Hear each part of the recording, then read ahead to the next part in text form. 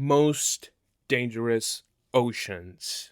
Welcome, guys, once again to the channel Ranking with Dinosaurs, where we ranked dinosaurs. Yes, today we're back, and this is an idea I did have when I made the prehistoric periods I could survive, which was pretty fun.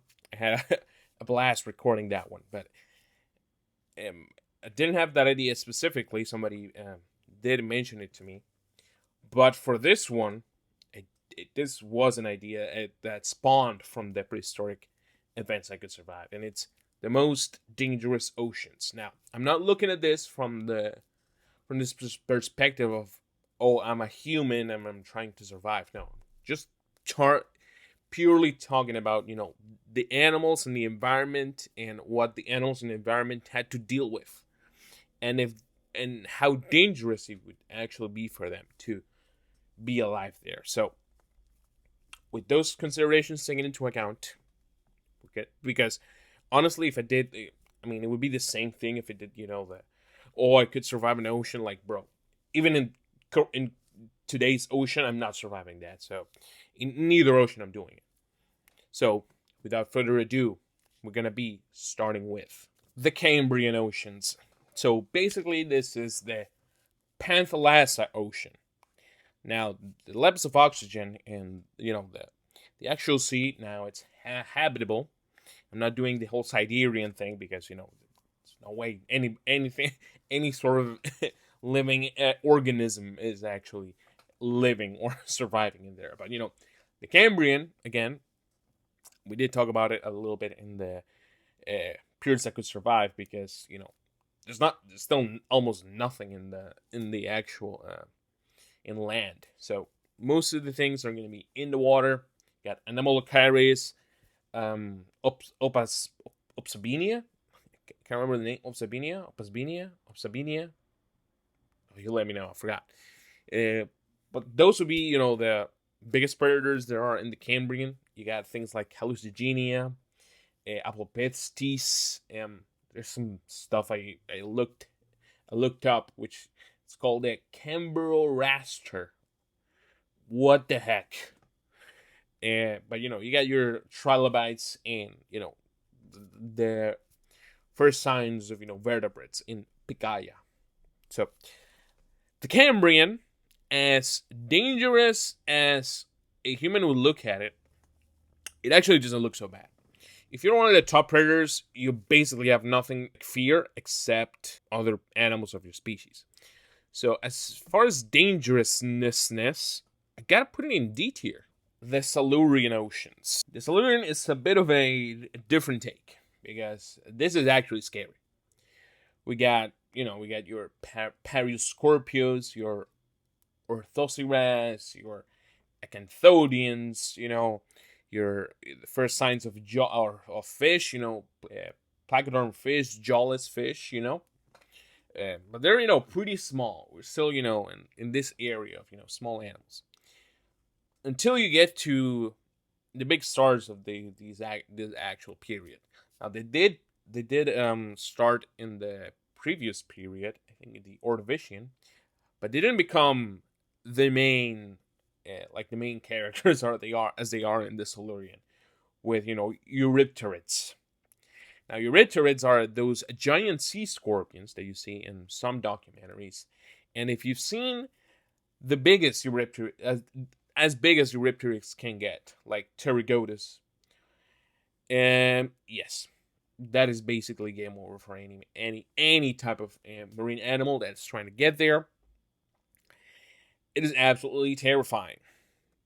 I would hate to live in the Silurian. Again, I'm not looking at this from a person perspective, but if it was a person, it's scary, honestly, but I think it's much more survivable than the later periods. So I'm gonna put it in C tier. The Devonian oceans. Now this is mostly Panthalassa still, the big ass ocean back in the day.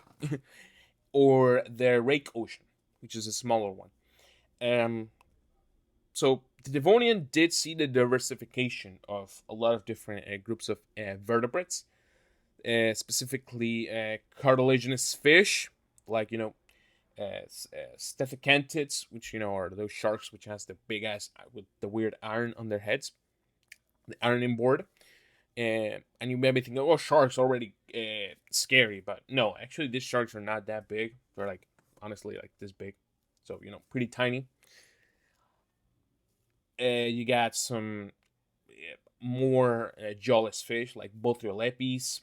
You got some early tetrapods, which did still were still tied to the water, so they could be aquatically inclined, and some animals could definitely find these early tetrapods, like Tiktaalik and Inerpaton, those things. But then you get to some concerning animals like Hyneria, which is this giant predatory fish which did have jaws, and it was pretty freaking huge if you've seen Walking with Monsters.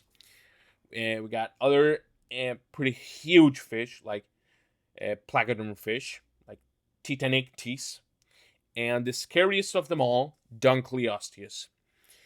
And if you ask me, if you are any type of animal and a Dunkleosteus just takes a bite out of you, you are absolutely doomed.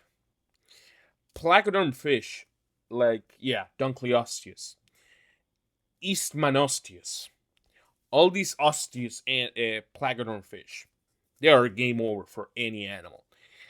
Like, those jaws could shear anything. Like, no, not even the strongest shell could have protected you from these jaws. So, I have to say, these oceans are probably A tier. The Triassic oceans. Now, this is mostly the Tethys oceans, where we're going to be looking at life coming back. And so as we know, Triassic came after the Permian. It is the start of a new era, the Mesozoic era, because the Permian ended with the Great Dying, where a lot of most animals on Earth, or life in general, did absolutely perish, and Earth kind of hit a reset button. So the oceans were no stranger to this event. I think the oceans were hit the hardest out of either ocean or land. The ocean was definitely got the worst deal. So the Triassic definitely had a harder reset than, for example, the land. We have a bunch of weird animals like getting into the ocean.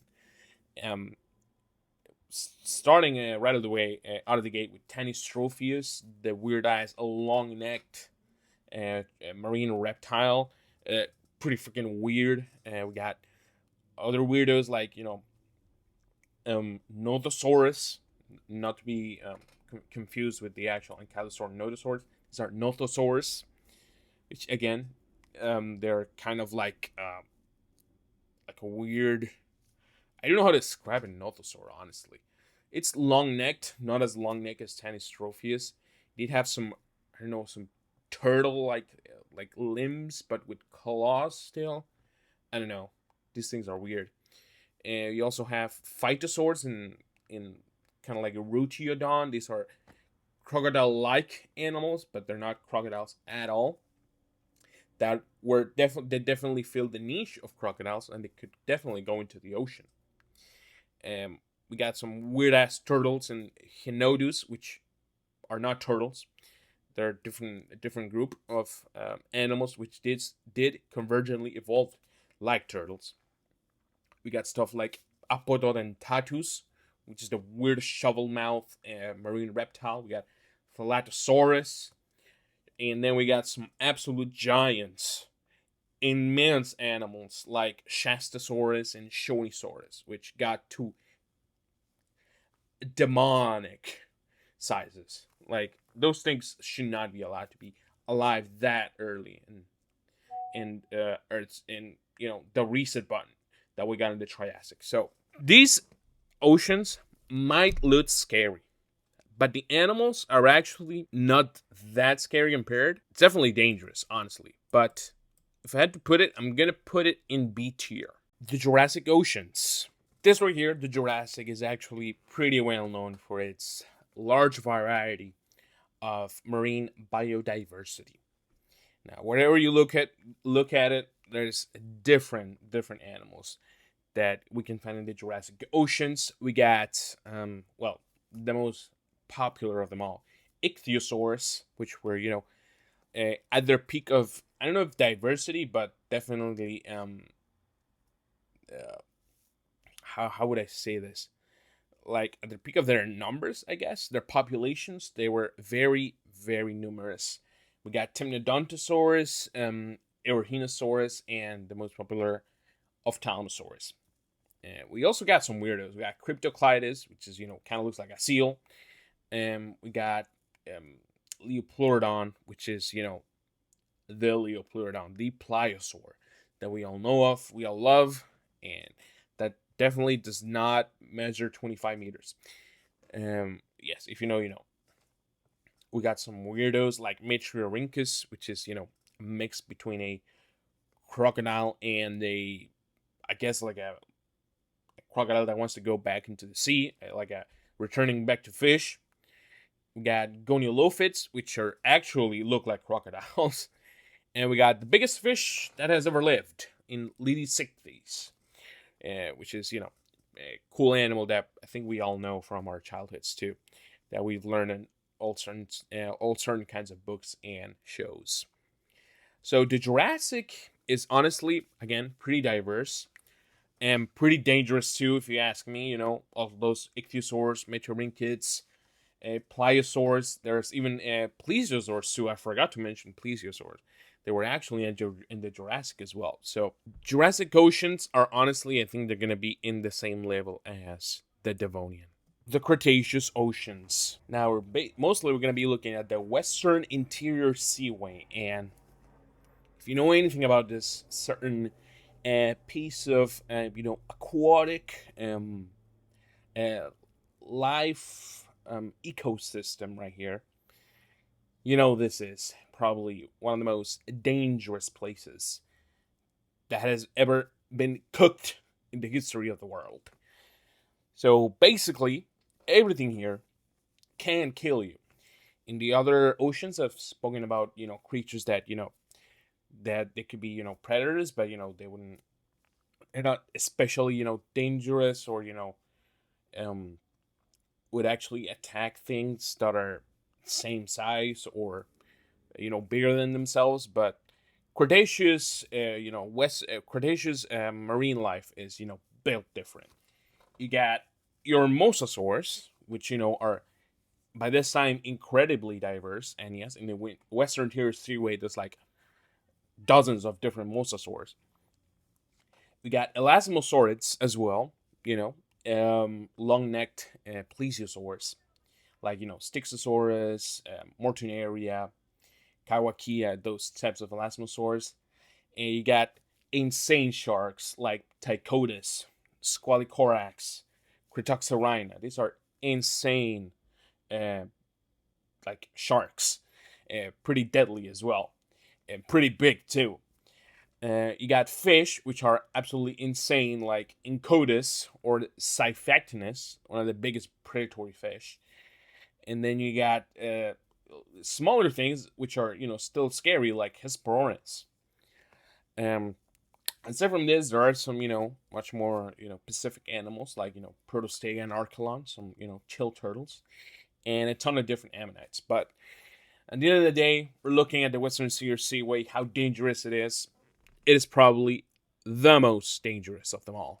S tier. The Eocene oceans. Now, we're mostly looking at the Tethys Sea, said that right, with its biggest predator being Basilosaurus. Now, Basilosaurus, again, this is a prehistoric whale. We are already in the Cenozoic, so, no more dinosaurs or crazy marine reptiles.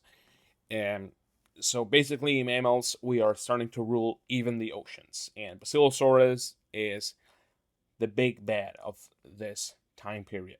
There is other big whales also, predatory whales, like Sinithiactus and Dorudon.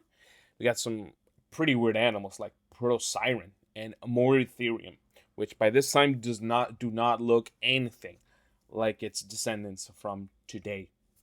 We got Galiocerdo 2, Ototus, and Strictolamia for sharks, which are, again, still animals that, can survive any freaking mass extinction, apparently, except humans. But, Eocene, it is pretty scary, again, but I don't think it's one of the scariest ones.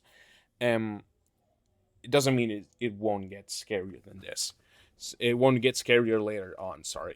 So I think the Eocene ocean is going to go in B tier, right, like I think above the Triassic, I would say. The MIO-PLIOCENE oceans.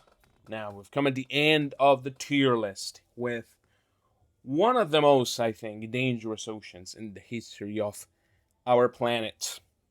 We have two behemoths, which, are the two main, heavyweights of this time period in the ocean, which are the one and only Megalodon. I think we have all known Megalodon for a very long time, and I think we know what it's about. But the other heavyweights are the macroraptorial whales, which, again, I think I mentioned in another episode. It's one of the coolest terms for an animal. Macroraptorial whales. That sounds so sick. That should be the name of a band, actually. We got stuff like Leviathan, Brigmophyseter. These are big whales. These things fought, ate, and probably bullied Megalodon as well. Same. The other way around applies too.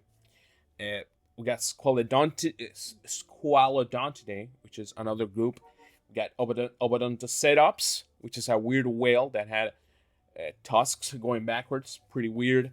Got Acrophoca, which are, pinnipeds. Thalassocnus, which are underwater sloths. Yes, underwater sloths. And Cetotherium as well. Which I cannot remember what it is. Or I remember what Cetotherium is. It is a small whale. No wonder I didn't remember what it was.